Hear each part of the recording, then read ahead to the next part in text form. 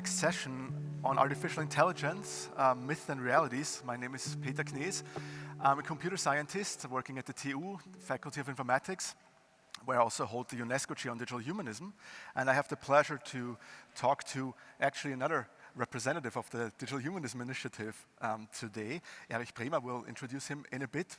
Before I do that, I would just like to mention that well, you probably have noticed that until a few days ago, Tim Crane was actually scheduled for this session. But unfortunately, well, a philosopher from the Central European University, unfortunately, health issues make it impossible for him to be here. So thankfully, Erich stepped in on very short notice. But of course, we wish Tim a very fast recovery and are looking forward to have him join the discussion at the next occasion again. And I've seen his book is at the book table, so I think you can buy his book and get his views from there, and I'm sure he would be happy if you buy a copy there to commemorate basically his absence today. As I mentioned before already, I'm going to talk to Erich Prem. He's a computer scientist as well, but an AI expert. But on top of that, or in addition to that, he's also a philosopher, epistemologist, and well, an expert in innovation management, policy making, all these things. So very, very important figures I already mentioned, also in the context of the Digital Humanism Initiative in Vienna. And he's currently working on ethical and epistemological questions of AI. And with this topic that we're having here today, I think it's going to be particularly interesting in this context of myth and realities. What is this discussion that everybody's having about AI? What does it actually mean on a technical level? What is realistic what are realistic viewpoints on certain developments that are going on here? And actually, I'd like to try to make a connection with the talk that was taking place here before the break by Albina Asmanova, where she talked about precariat.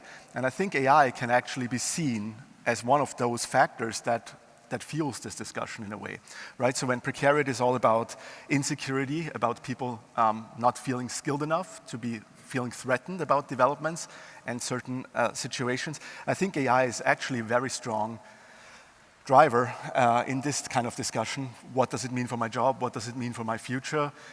Do I actually have an idea of what that means? So it's a lot of, let's say, blurry discussions that are going on with a lot of threats.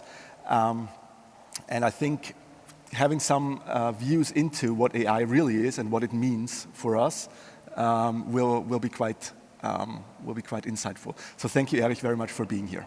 My pleasure. Thanks for having me.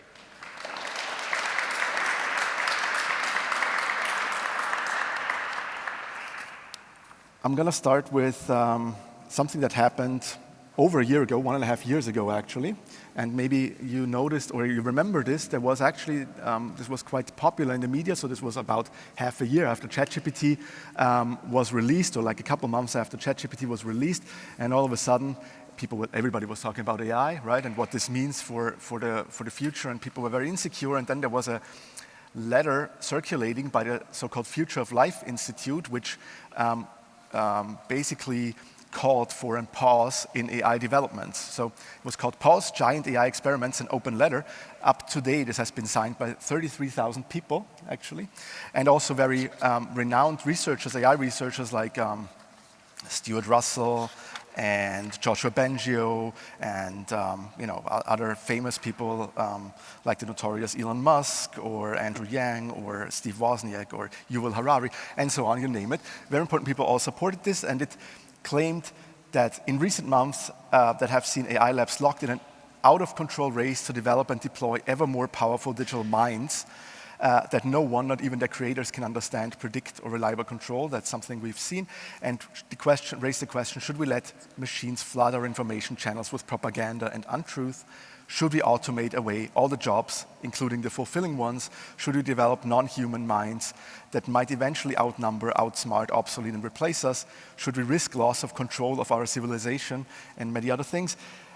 And asking that, or like to discuss these questions, call on all AI labs to immediately pause for at least 6 months the training of AI systems more powerful than GPT-4. Well, we know how that ended, but I want to ask the question, did you sign this letter? No, I didn't. So, but I do remember that I was asked to sign it, and I think I didn't, at least. maybe I a didn't find your moment name on the of being, yeah, no, but I do not remember signing it. And at that time, my main reason for not signing it is that, first of all, I didn't believe it would have an effect. And secondly, generally, I'm very skeptical when people ask about stopping research about something. I don't think that generally works. And I also don't think it's a good idea. I would not even sign a letter stopping research on let's say, I don't know, defense systems, because I think it's no good. It's research has to do with knowledge, and knowledge generally is a good thing. So in that sense, I didn't sign it. Later, many people claimed that this was part of a narrative, and this narrative was that there is a certain threat behind AI systems, and the large companies are pushing those fears precisely because they want to continue their own agenda, which is a bit counterintuitive at first. But there is this narrative that this was part of a distraction, actually, of a story that should distract us from what the real dangers are and what the real issues are. But probably we'll come back to that. I mean, we can get right into this. I mean, maybe that's exactly the question to ask. What do you think they were trying to distract from? So it was quite interesting. At the time that the large language models, which have now become synonymous with artificial intelligence, but they are not. Let's just state that very clearly. Maybe we can talk about some other AI systems as well.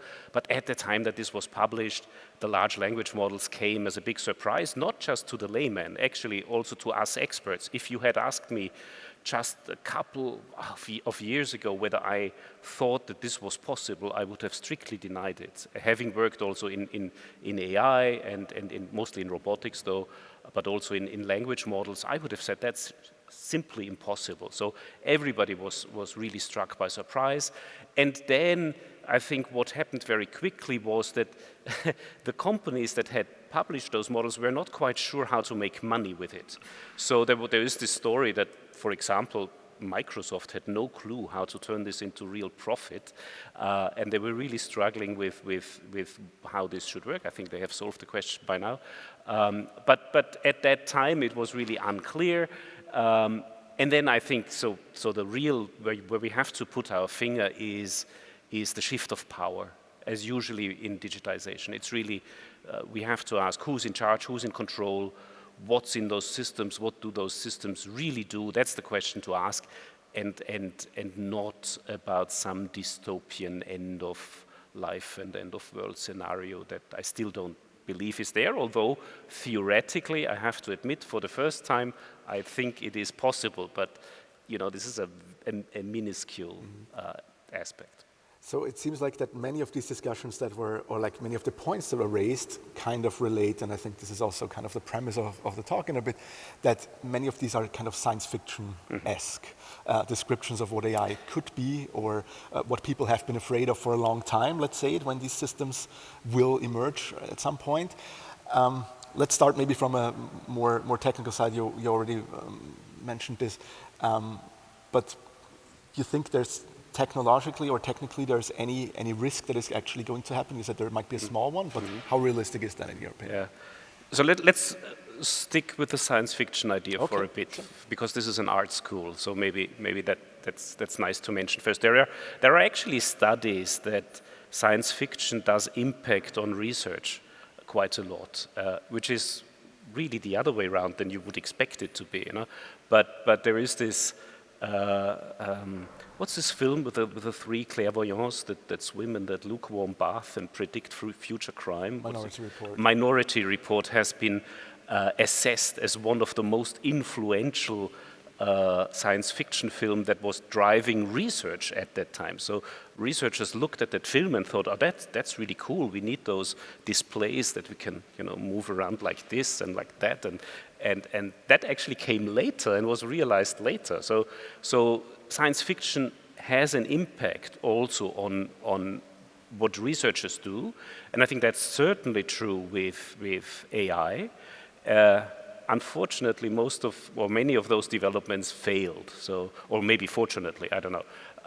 But let's say that about science fiction. But then, of course, there is this when you look into science fiction, what have been the stories about AI really for decades have always been dystopian narratives about mostly robots that kill people or computers that take over the world. Now, as I said, I didn't believe any of, although I was I really loved those stories when I was much younger, so I'm a big fan, I used to be a big fan of science fiction. But as an AI researcher, you very quickly realize that this is highly unlikely because these damn things don't work, especially when you're building robots. So if you want to lose all your respect of technology, try building robots. It's very difficult. And with these systems that we have now, the situation has changed insofar because we have given them language. And language is a general purpose tool. Language is something that can do basically anything. You can order things online, you can maybe buy someone to do terrible things online. So theoretically, I would say there is now, even if it is absolutely small and highly unlikely, but there is a little chance that something could happen. And I'm not talking about those systems where the capabilities of AI are obviously used, for example, to be weaponized or other things where this is part of the deal. So I'm talking about those fears where people have this dystopian fear of that something might go wrong and happen without people wanting it. Yeah. I think it's interesting on the science fiction side, it's also very consistent what the actual fear is about, because on one hand we see systems that are, like a threat because they're so stupid and they're just optimizing for something that is like unhuman and just going for one objective, the typical 2001 HAL example, right? Yep. So there's an objective that has to be fulfilled. Then on the other hand, there's all these threats of runaway AIs that get much smarter than humans and then actually develop a new type of level of intelligence. So actually we're always afraid of extinction at some point, but we never know quite why. It's somehow always related to AI, however. Yeah, and precisely. And to some extent we are lacking narratives here. So that's the reason why journalists cannot help themselves but always ask questions about this dystopian end of world scenarios, and both AI researchers, I think, and also philosophers really hate this question, because we not only do I think it's not a very interesting question to ask, I think it distracts us from the real questions that we should be asking. There's only so much person power in the world, so many brains to invest on those topics, and we should focus on those which are the really burning questions. And for me, yeah, the end of life is not it. All right, go ahead with what are the threats then? Yeah, so the real question is as I said, who has the power, for example? Are those power shifts?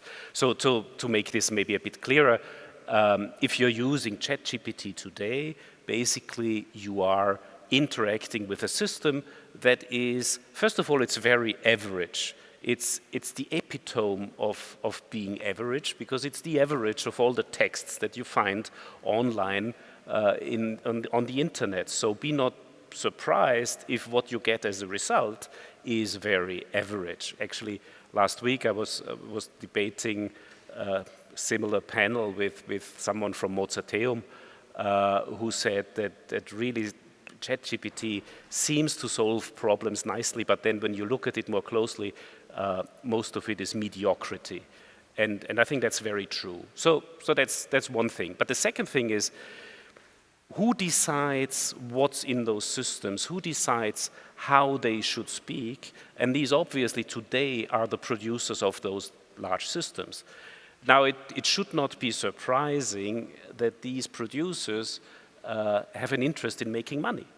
So the way that, for example, these systems are designed is so as to optimize a dialogue that is, in the end, suitable for making money. What do I mean? So be not surprised if those systems exclude certain topics from your dialogue, if you cannot speak about certain things. So, for example, they are putting a lot of efforts in those systems that you cannot speak about Nazi propaganda, which many people will believe is a good thing. But then at the same time, they also may not be possible to talk about lesbians or gay people or talk about other minorities. And that is in the interest of those companies because they want to make money with it, and anything that disturbs, selling the service will be a disturbance to their income stream. I mean, there's always this debate about just making these systems ethical or aligning these systems with our values, right? So that's usually the idea, and there's always a big promise that the next generation of these systems is actually, large language models and so on, is actually much more aligned with what we want. When it comes to making that technically possible, I mean, we both as computer scientists know this is not trivial at all. This is like, if it actually solvable, it's going to be requiring a lot of research and will take a long time. But the solution that seems to be put in place here is really just, machine learning in that sense of just labeling more data and trying to get more people into the labeling process and basically making the systems ethical in that sense by telling some people how to label things and how to do that and generating more data.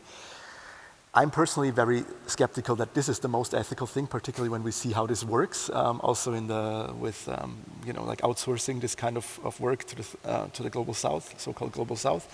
But what is your take on this? Like, are we actually going to be able to have ethical AI, or how are we going to deal with these challenges? Yeah. So I think the clear answer at this point in time is no. And for many reasons. So one is the technical sides that you mentioned. So this is very, very hard. Even if so I don't know if you know this, but you alluded to it, the data for those large language models needs to be carefully selected, because obviously on the internet you find all sorts of things. The two main drivers of the internet as it developed were sex and money. And so it's unsurprising that there is a lot of things on the internet that you want to exclude from training those systems. So the way that this was done, and I think to a large extent still is done, is by sending large amounts of data to the global south where work is cheap, and then let people in Africa or in South America classify texts and images as good, bad, or whatever, without much support for those people who had to really see terrible things every day. So that's this one part, just to mention that. But of course, the question is much deeper. The question is, do we really know, for example, what is fair? So, and this has two sides. There's a very complicated discussion, and it's every philosopher who understands a little bit about technology now has to work in ethics of AI, even if they're not trained on ethics like myself. So, but anyway, the real question is, what do we want? And this is very hard, because we don't understand what fairness is if we take it out of context. I don't think there is, for example, for ChatGPT, it's impossible because it can be applied to so many contexts. So let me come back to that example I already used, Nazi propaganda. I mean, that's something that, at least in Austria, is clearly forbidden. It is a forbidden text, if you want. You cannot just publish Nazi propaganda in a newspaper on the street. But there are contexts where we can talk about Nazi, even these clearly forbidden texts are allowed, for example, in a scientific debate or in an artistic debate. We can use it, and then when in doubt, a judge has to decide, was this art or is this propaganda? And then they make a decision and take it to court and so on and so forth. But what we are now increasingly going into, and I find this very worrying, is like an anticipation of norms and right behavior that we implement in digital systems much beyond ChatGPT. So it is not difficult anymore to imagine a car that refuses to go faster than the speed limit, for example. Many people will say, oh, that's a great thing, unless they have a pregnant wife in the back and want to go to the next hospital. So what I want to say is, for every rule, there is a context that plays against that rule. So I think what we may need, to give a positive answer, is we may, in the long run, need a plethora of systems, a plethora of rules and counterparts, which work for some situations but don't work for another, which work for children but don't work for someone who's writing a novel, for example. So it's really tricky and a very complicated issue, and at root, I think very often we don't know what we want. I think another threat that is often introduced in the discussion are these obvious biases and discriminatory effects that these systems have based on the nature of how they are trained, based on historic data, right? So it's all about the kind of, you mentioned already, the kind of data you're using in these systems, and they will reproduce that to a certain extent, and so you will have these kind of effects. And I'm sure that is, I know that is one of the big problems that we have here. So, like data quality, we talked about, but there are these biases. I want to ask you something that is going a bit beyond that question, actually, because we're seeing a situation where people seem to be building more and more upon machine learning systems, upon large language models. They're introducing this more to decision-making processes. And they're relying on the decisions that AI are making. So this can be, of course, quite harmful if this has like a medical context, or you just believe this. There's this so-called automation bias that once you get something presented by a machine, you start believing it immediately, or you're getting much less critical about things because you've already seen an answer by a machine that has better knowledge of the situation than you do, or at least you assume that. I want to ask you this more like on the philosophical side now. What do you think this means maybe in the long run also for us if we keep making decisions based on knowledge that is generated by machines and not making decisions based on the knowledge that we are generating as humans? So let me maybe first start by saying something positive about what these systems do, which is an unintended side effect. So in Austria, at least, many people will remember the debate that we had with the Austrian Labor Market Support Service, the AMS, that tried to introduce a system that would classify people into likely to be successful on the job market and less likely, and then structure to select them for special training and courses. And that was heavily criticized because it was analyzed that this was heavily biased against women. Now, what I liked about that system very much is that it was necessary to have this debate. It made it very clear that there is an issue.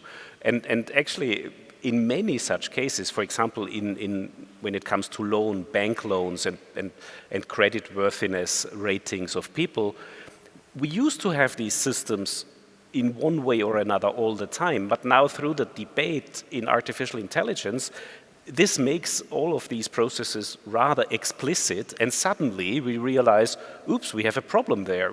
So that's nice about, in a sense, the technology brings it to the foreground, and in many cases lets us think about this.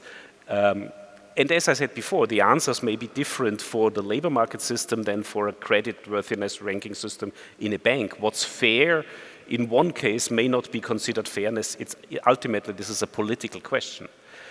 But I think in the end, when you are asking about decision making in general, we should be aware that many of those AI systems, what they really do is they move us from knowing to being able to do something. Yeah. Works better in German. It's from Wissen to Können, right? So suddenly we can do something even if we don't have the knowledge, and that is, of course, on the one hand, it's very nice.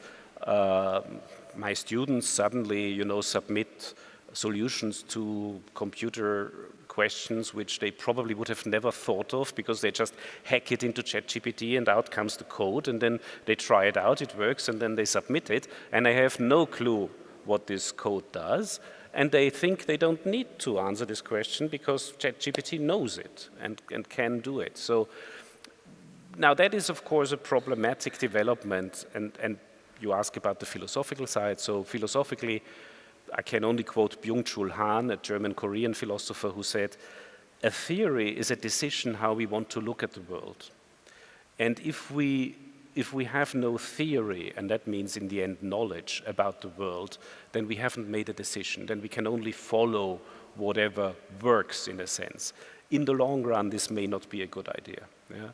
In the short run, it will work. In the short run, we will see many of those systems, and they are very useful in many situations. I mean, if you want to control a wind power plant, for example, and you want to optimize control there, maybe you don't really need to know in detail how this regulation works, as long as the outcome of the regulation is such that it optimizes the energy harvested from the plant. That's fine. But in many other situations, unfortunately, I think we should aim for an understanding, and it's usually the case when people are involved.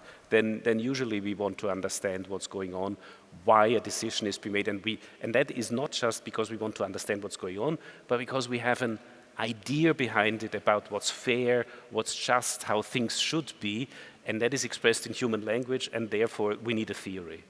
And I think this is where where it clashes, and where just being able to do something clashes with really knowing things. So you think there's a chance that they're going to lose, or these systems will lose their importance simply because they're not helpful anymore at some point? No, because they are too helpful, because they seem to solve the problem without any. What are these machines? These machines are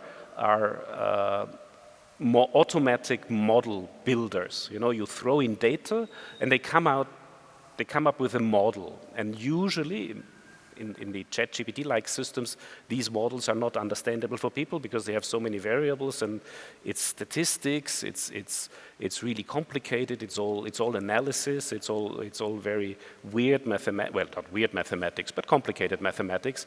That is not easy to explain. And it's not easy to change.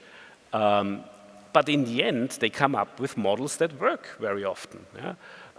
And there are applications where, as I said, this may be good enough. But there are many applications where this may not be. And I think those are the areas where people are involved, where society is affected, where I believe we need to have a good grip on what we want to do. It's not just about optimizing, creditworthiness, performance. There are people behind this. There are people who do not get a loan. There are people who will not be able to build their homes based on those decisions. And for that, we need to understand, and we need to be able to influence what's going on in those systems. Mm-hmm. It kind of brings me back to some of the questions that were asked at the end of the last session also.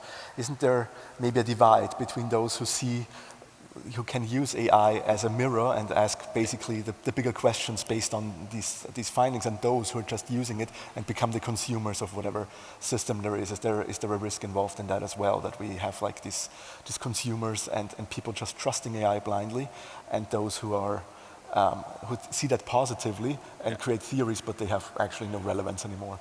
So I think the really important point is that people are still underestimating how much they are affected. To start there, I mean, we are all, anybody who has ever, read anything on a social media site has been affected by, as you know, you work in recommender systems. So Spotify recommendations are another example that work very well for some people, but I was tempted to say mediocre music listeners, but sorry, no, I take that back. But if you are like me and you listen to classical music and pop and maybe hard rock and jazz, then recommendations tend to be terrible. But we are all affected by those systems, and these are very good examples. So let's just take Spotify. I mean, Spotify and other streaming services use artificial intelligence to optimize. Well, what precisely? The Spotify would argue they optimize your listening experience. They find songs for you that you are likely you want to hear. But if I was Spotify, I would optimize for profit. I would optimize for how much money can I make, and I would recommend, of course, things you are probably going to like, but also things where I make most profit, and that's probably, again, rather mediocre, for example, cover versions of famous songs, so that I don't have to pay, the star, but only some second or third class artist who produce the cover version, and you may still like it, and I make more money. So we are trapped in these situations where people are unaware of how much they are affected. And this is a very simple example. Here we are not talking about optimization at the workplace or people who get simply lose their jobs. So for example, I mean, we are losing jobs, of course. Like a friend of mine used to be an illustrator. I mean, that job has practically gone, you know. Where my illustrator friend says that the bad things about generative AI is not that he is being replaced, but now that the art directors get what they want. Whereas, you know, previously there was a capable person in between who would, so we are also underestimating how much these processes change. We tend to think in eliminating single activities or single jobs, but I think the situation is much more complex. We are really interfering with how these processes work, and the new technologies, including generative AI, are going to change innovation very heavily. I'm absolutely convinced. So. There is going to be, and also for the good, so let's just be quite frank about it. I mean, there are many absolutely positive applications. If we succeed in supporting people, for example, whose native language is not German, getting a good job because they can use an AI system that improves the German, then I think that's a great thing. We may have to rethink what we expect from people, for example, in terms of their level of German. Just as one simple example, and we may solve some of the issues that we have with skilled labor in this country. But on the other hand, we shouldn't underestimate the impact it has. We can talk about, I hope we talk about what we should do. Yes, we will talk about that. I think that would be a good end, or maybe this question comes up from the audience already, so I would like to open the floor now for questions from the audience, and then if that's not part of the discussion, I want to end with the positive things. Does anybody have questions? There's one at the very end. I don't know if we have a mic. Yes, it's coming.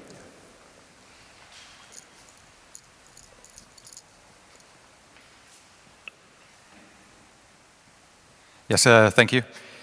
My question would be, when these large language models get trained, do we have any idea if and how some power-seeking behavior, like refusing to be shut down, or I've seen this AI scientist, he tried to kind of recode himself that he can expand the time he works in an experiment because with a time limit, and any such kind of behavior which like expands his own capabilities beyond that we wanted to put in.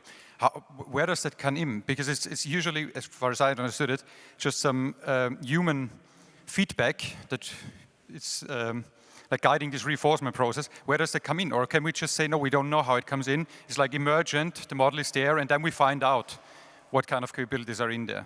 Yeah. Could you expand on that? Yeah, thanks for the question. So the question is to some extent the same that you always have about when you have a statistical model is what did the model really learn? Yeah? So there are actually examples of systems, especially in reinforcement learning, which have been very good at getting the right reward. So I don't know if people know how this works. So usually you train those systems, for example, on games, and then they may learn to play ping pong or whatever. And then if the system wins, it gets a high reward. And some of these systems have been quite clever in cheating by learning not really what you want them to learn, for example, to play ping pong, that they just learn how to get the reward. And so this is the tricky question. The tricky question is, did the system really learn what we wanted it to learn or not? And there's a whole branch nowadays of machine learning that focuses on that. It is a very difficult problem. Now, I don't think we have evidence that there is systematic power seeking in those systems yet. Yeah? Theoretically, it could be possible, but it's still very limited. So I think at the current point in time, we simply don't know. But researchers are aware of it, they're trying to address it, and with the current capabilities, it's very unlikely that this has any detrimental effect. But I grant you, there is a small theoretical possibility, a small theoretical risk that this could happen. I think it was and then the lady in the front. Yeah, I wanted to ask your opinion on how is AI different from other scientific revolutions we have in the past, like handling the fire, having the printer, or the vaccines and pasteurization. How is this scientific technological development that we are facing now different than other scientific revolutions we have in the past? Yeah. What is different there? So I didn't acoustically understand everything, but I guess you're asking how is AI different from other technological or digital advances that we have seen? Well, this is a question that's best asked in 20 years and we look back. But so I think in general, it's not extremely different, but many people would say it is because we have seen such a quality increase in those systems since basically 3 years ago that we haven't seen the years before. I mean, there has been great progress over, so artificial intelligence, which nowadays is best called a label, because it's not one technology, it's all sorts of things that somehow mimic what people are doing or what animals are doing. But this has been around for 50 years, and there have been great advances in these 50 years. So for example, there was this point in time where for the first time a chess computer was better than a grandmaster in chess, and many people thought, that is it, now we have AI. Yeah. But unfortunately that was only right if you had an interest in chess. And then at one point, computers became very good in assessing or categorizing images. And then many people thought, now we have AI. Yeah? So these borders seem to move, and now we have language, and we have systems that are very good in producing dialogues that, when you look at them, look as if they were made by humans. Yeah? And for many people, that is a big success. Yeah? And I think that's right.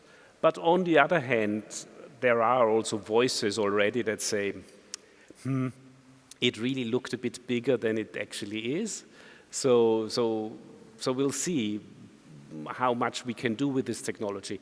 But to be fair, I think we need to understand that it's going to revolutionize a lot of what we are doing every day. You know, our interaction with systems, our interaction with other people is very likely to be mediated by these technologies, whether we like it or not. And so I think it's going to be it's huge. Yeah? That's the difference, in short. It's a qualitative difference, I think so. Yeah. There's a lady in the third row. Sorry, I shouldn't be moderating. Thank you.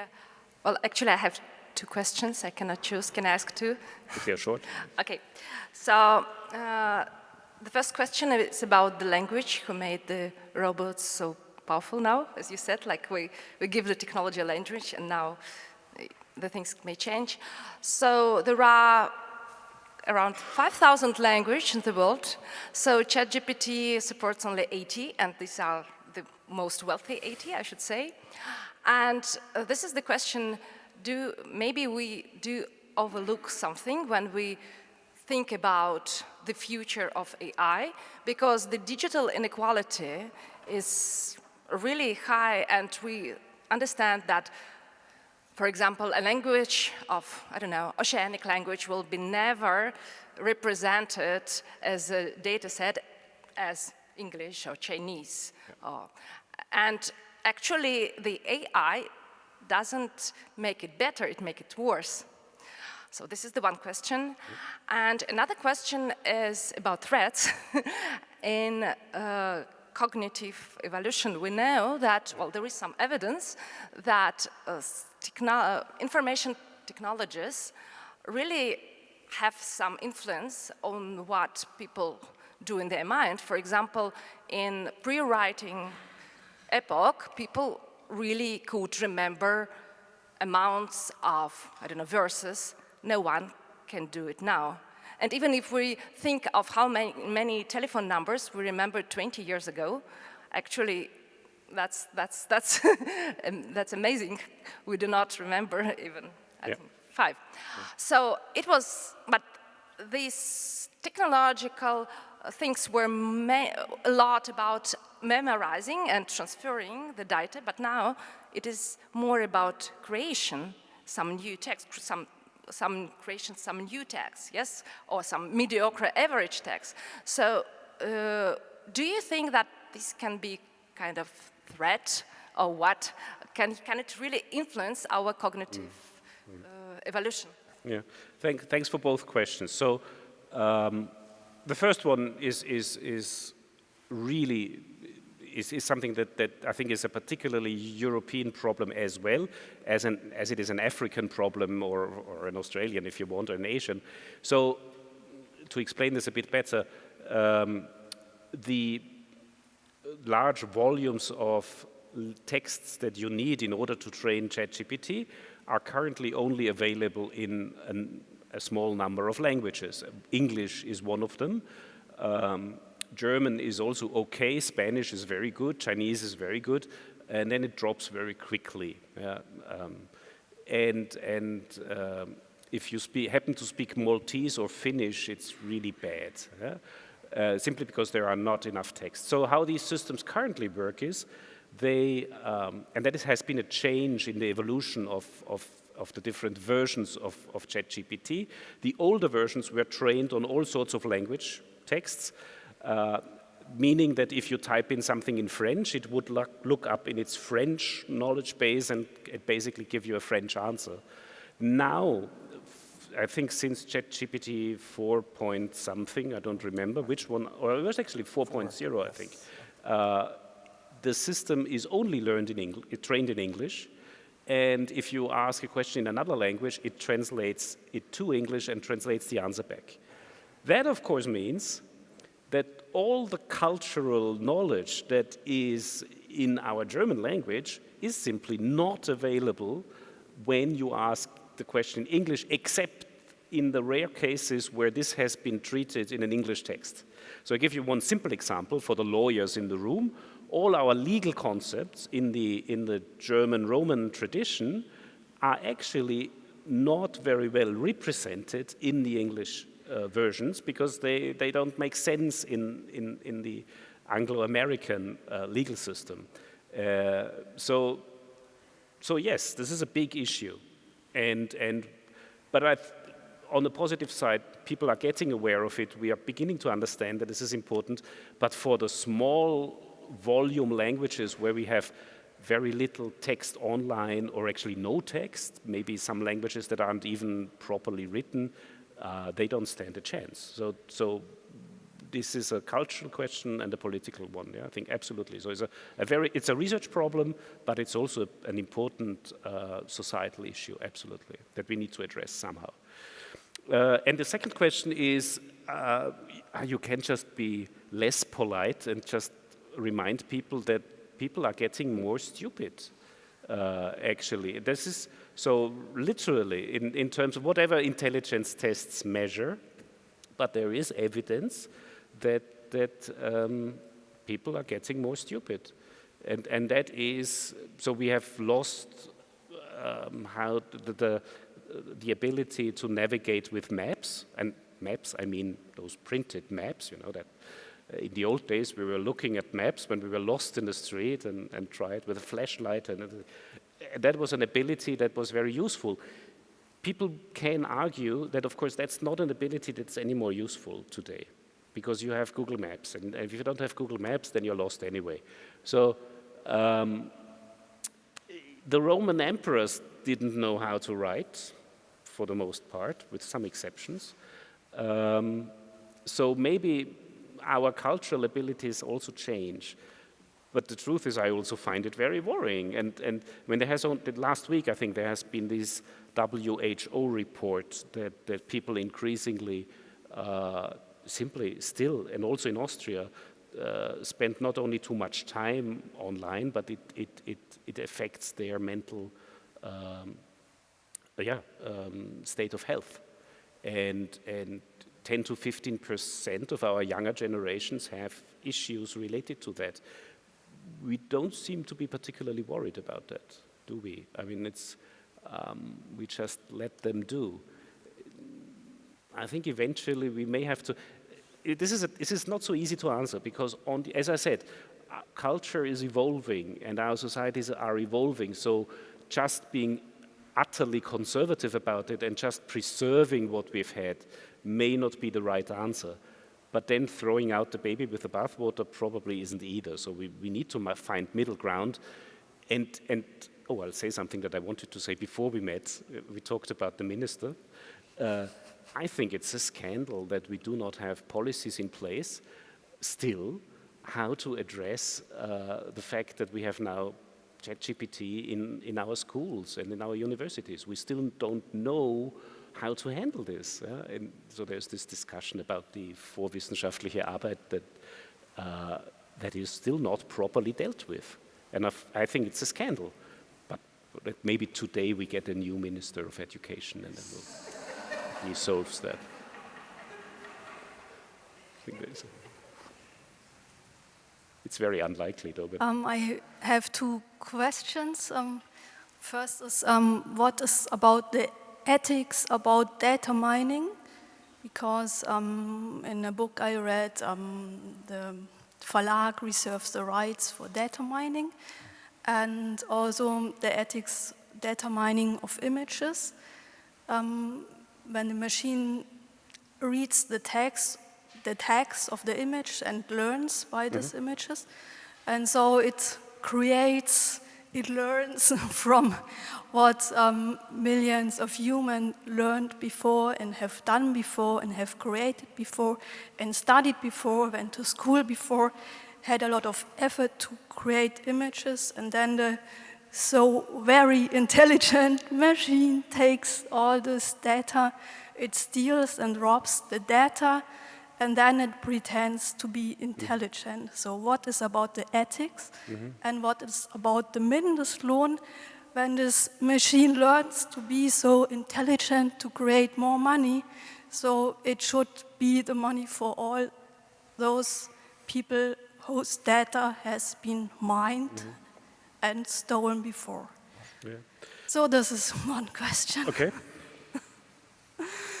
And the second question, it's more a comment. I think that the machine shows us who we are, and that so very intelligent machine images are so becoming stereotyped, and this is how it shows who we are, and then the machine becomes more stupid and we become more stupid. And so this is what. Thank you for that, both for the question and the comment. I mean, a comment on the comment is absolutely, as I said, so these machines become a mirror of who we are, and it's a technology in order to look into the mirror, and that's I said you can also turn this into a positive aspect of it. It really shows you what's going on, and so there's this famous story about the Microsoft chatbot that was put online and started to interact with people. Do you remember what it was? What it was called? Tay, or you mean like 2016 or so? I think the one that learned it was called within a few days became misogynist and denying and lying and swear words and was actually behaved so badly that Microsoft had to take it offline after just a couple of days, which is nothing but a reflection on how we interact with these systems. I don't necessarily think it's a reflection of how we interact with other people.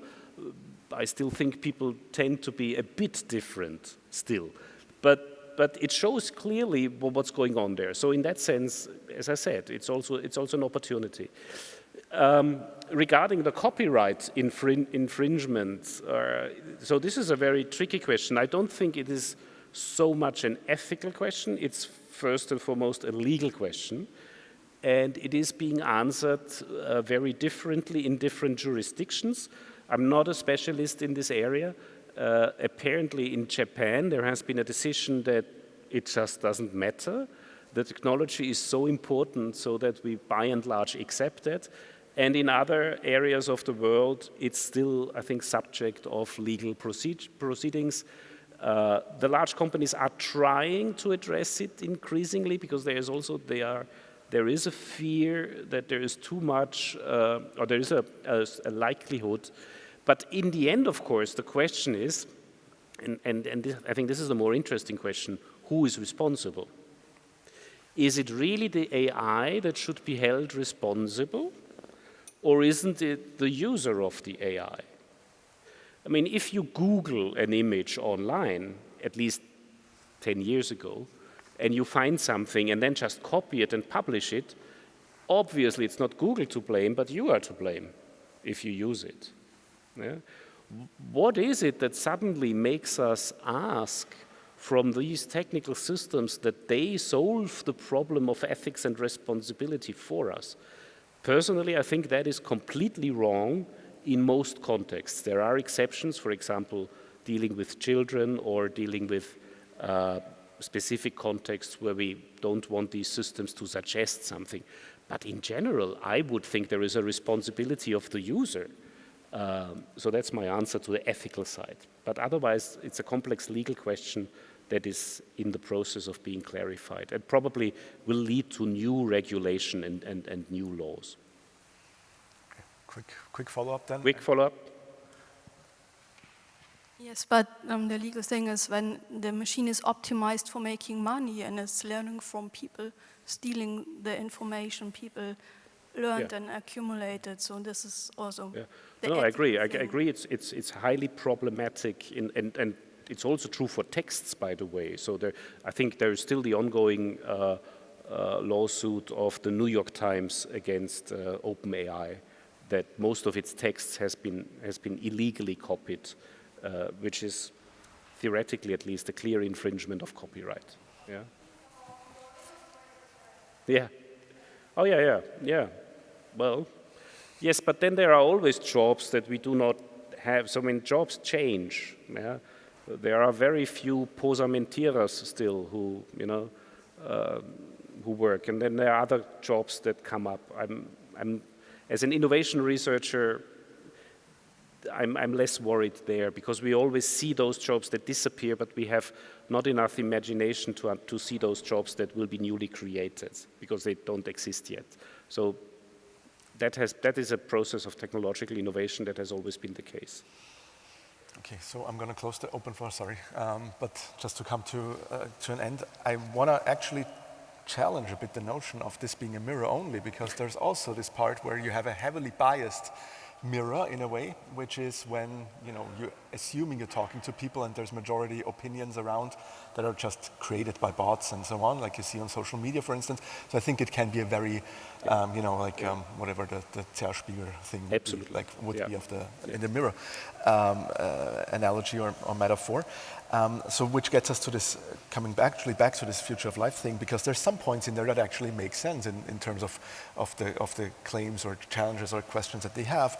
It's not probably the machine that gets super smart and might become conscious and all of this, but we're still dealing with flooding of information channels with propaganda and untruth, and the job situation and so on. So the real threats that we also touched upon. Now I turn it around, and I want you to turn it around once more. What does that mean in terms of how can we do better, and what is the chance that we can take from this? So as you know, I'm a big fan of the slogan, technology is not a destiny.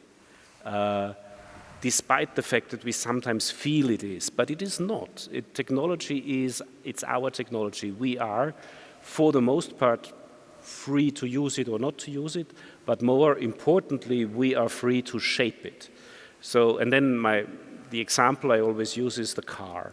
Cars have been, around for a decade now, for a century, and we have, after they first were invented a very complex set of rules and procedures. We have insurance, we take driving lessons, we have police looking after it. So it's an immensely complex system to manage just cars on the street and to make sure they don't kill too many people and are kind of, at least to some extent, in line with our societal values. And so there is no reason to believe that any other technology couldn't be handled like this. So we have now had ChatGPT for a couple of years. In 10 years, it's going to look very differently. This is a very young technology. It's completely immature. It's going to change. But the only way in order to address this really is by us taking it, using it, learning about it, influencing it, shaping it, regardless of whether that's engineering-wise, as you do, or whether it's political through regulation. But it makes no sense just ignoring the development. It's there. We need to deal with it. So deal with it. And so that is my answer. We have to empower people to be able to understand what's going on, to be able to use it, and lastly also to shape it. And if not at the Austrian level, but I'm very positive that at European level, we also have the power to do this. We also need to do this because it's far too dangerous, also in terms of European sovereignty. We need to be able to shape the technology, and that's what we need to do. Perfect statement to end this. Thank you for your question. Thank you. Thank you, Erich Prem.